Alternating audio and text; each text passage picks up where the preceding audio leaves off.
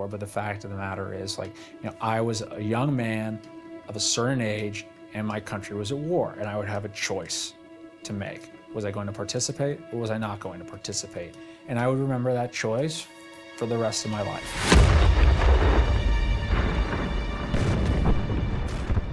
The invasion of Iraq brought Saddam Hussein's brutal regime to a swift end. What followed was a storm of chaos, out of which an insurgency was born. There were Iraqis, of course, in the insurgency, but there was a lot of foreigners coming from all over the Arab world, even from other non-Arab countries, even from the United States, from France, Europe. Among those vying for power, one Jordanian man stood out. His name was Abu Musab al-Zarqawi. Al-Zarqawi is a product of the Jordanian prison system, who had a dream of establishing a new caliphate, and he was bound and determined to do it. After America disbanded the Iraqi army, Zarqawi built one of his own, drawing thousands of fighters from inside and outside Iraq. The violence that Zarqawi preached was so appealing that people would come from all over the world to do the most horrendous and brutal things to people. It was a daily scene when you go out and see bodies dumped in trash. They tied the kids into rocks and they threw them in the river. They cut their heads. It was horrible. You're either with them or you're against them. If you're not with them, or if you don't financially support them, you're dead by all means. Zarqawi called his group Al-Qaeda in Iraq. Today we know them as ISIS.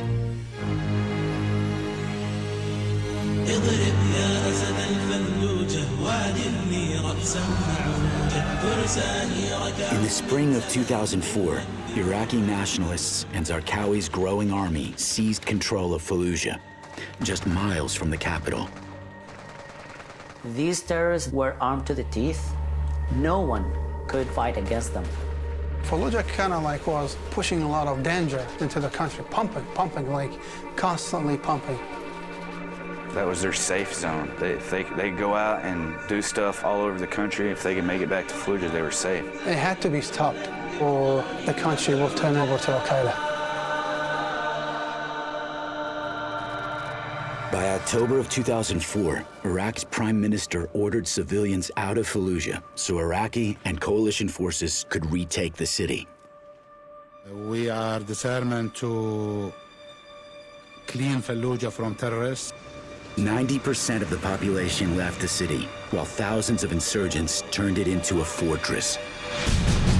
Early on November 9th, American and Iraqi troops entered Fallujah side by side. The next 6 days would be among the bloodiest in half a century.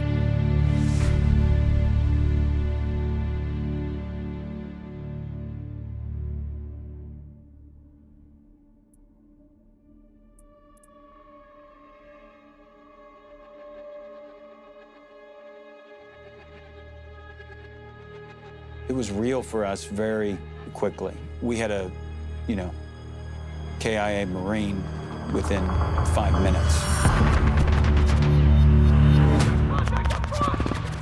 That city was 100% controlled by insurgency. We would find a head in the street, and there was no body. And we would find a body, and there was no head.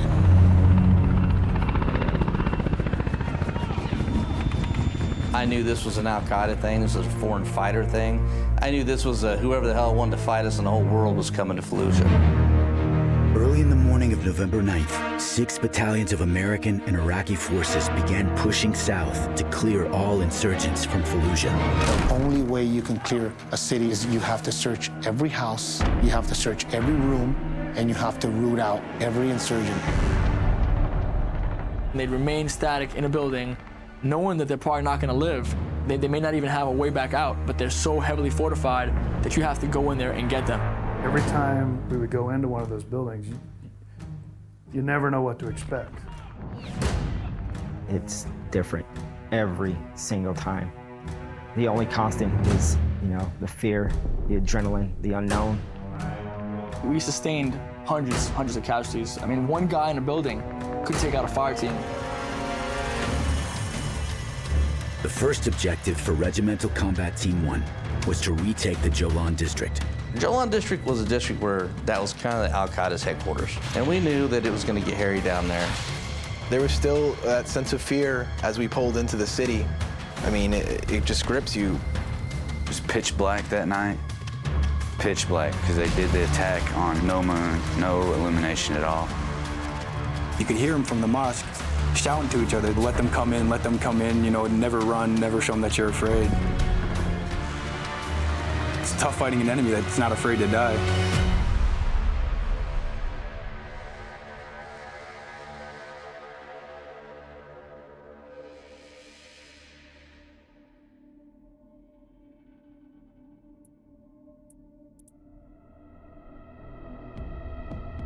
I mean, the bullets are real, but where in the hell is it coming from? Where are they? Hearing them whiz by your head, it hissing a pop, and it's coming at you from all directions. It's just like fighting ghosts.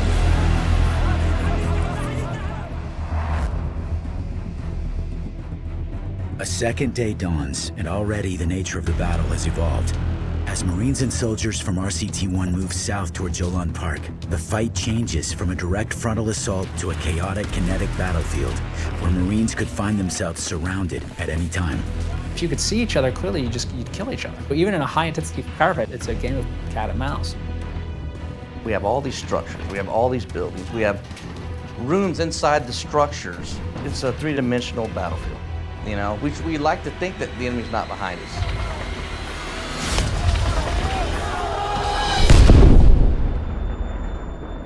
And in the narrow maze-like streets of Fallujah, tanks and armor become vulnerable to ambush. This is their turf. They knew which ways we had to go. They were funneling us in certain directions. Insurgents can wait inside for the tanks to get close and then attack by surprise. There's only one option now, which is to send in Marines to clear that house out room by room and fight it out room by room, which is exactly what the insurgents wanted. The deadliest thing they did in houses that I encountered was the tunnels from one house to another, because we would attack a house, think we had them pinned down, and they would escape and we'd get in there and they'd be gone. Within these deadly buildings, full of death traps, an even darker discovery was made. We opened the door, it's damp, and there's jerry-rigged cages, hooks from the ceilings, Al-Qaeda flags kind of in the corner. This looks like one of the setups we've seen in these beheading videos. They don't just say, oh, okay, shoot him in the head, that's it. No, they want to torture you. They want to make your family suffer. They want to beat you. They will do so many things before they finish your life.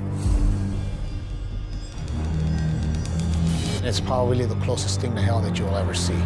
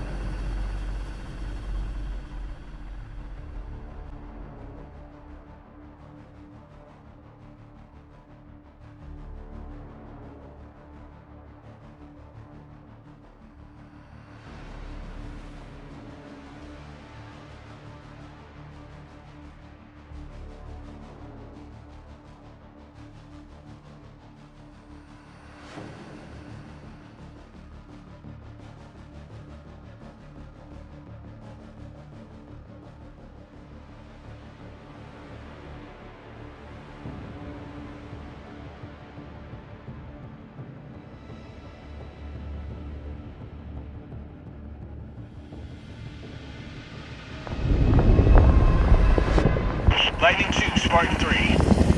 Iron Mountain Convoy needs your birds for support. Spartan 3, we are seeing RPG activity in your AO. We can't get in there. Roger. First squad, this is Spartan 3. Stand by for Frago. There's effective RPG fire coming from a house just south of you. Need you to sweep it out, over. Roger. Insurgents are targeting our close air support. Search and destroy, Marines. Head south. We're moving south, Marines.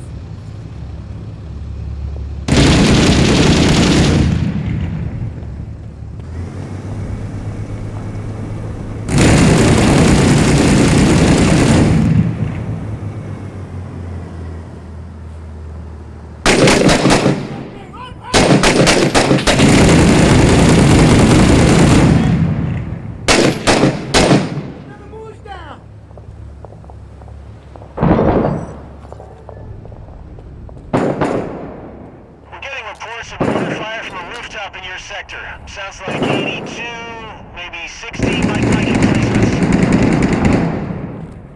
Fires at the deck!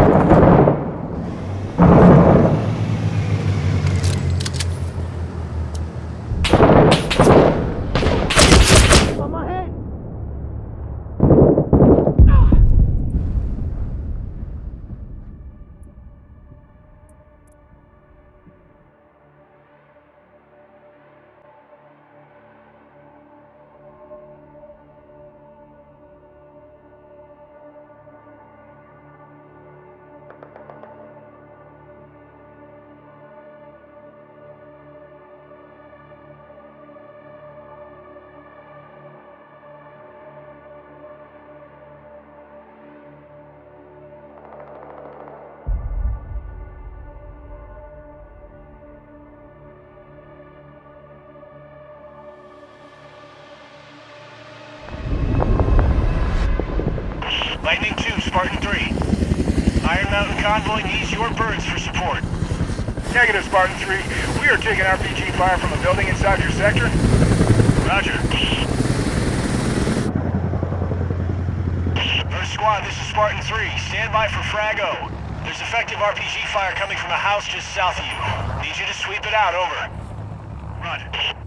All right, boys. We got insurgent rockets harassing our air. Let's shut them down.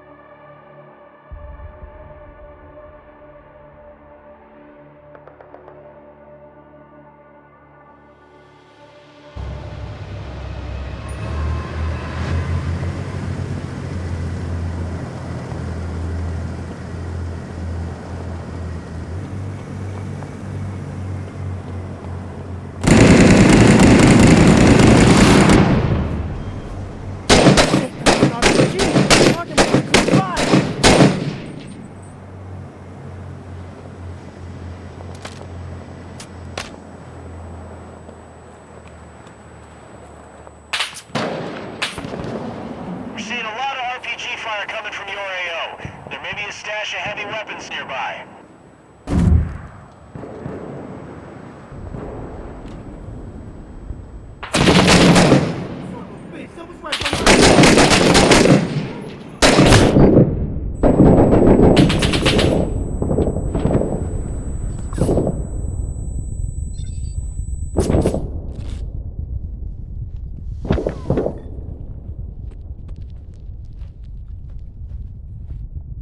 Ready.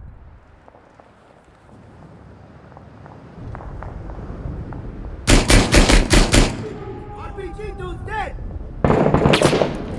Son of a bitch, someone's right by my head.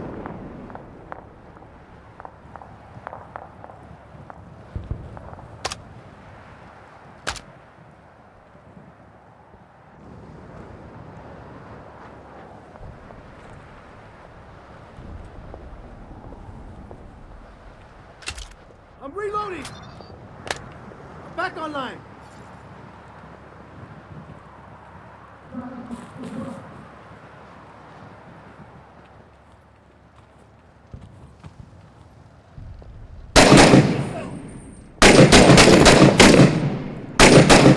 Another moon's down!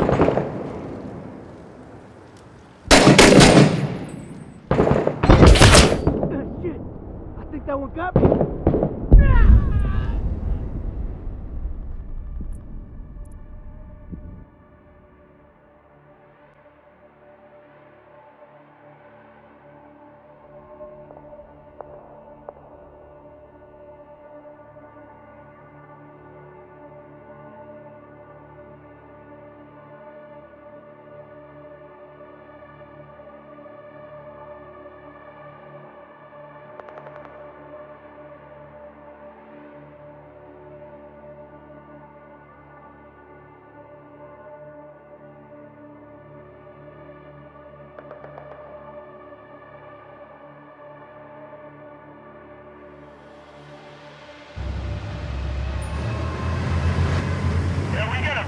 Possible vehicle-borne IED. Moving into UAV.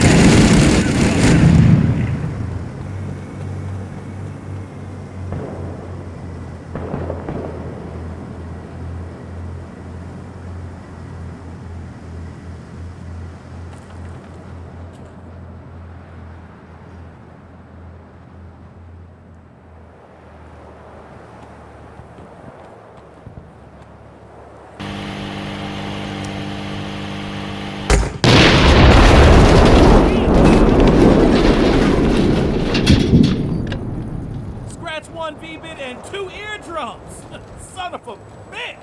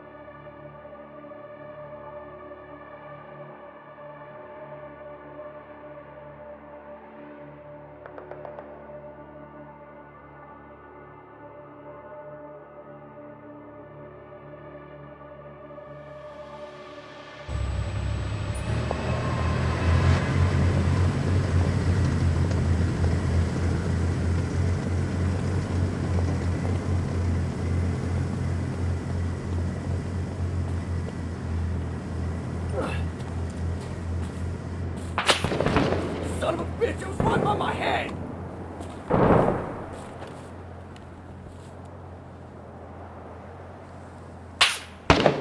of a bitch, it was right by my head! Look out, killers. Hostiles have a mortar replacement somewhere in your AO. We can't get a beat on them from here, but take them out if you can. Get slaughtered!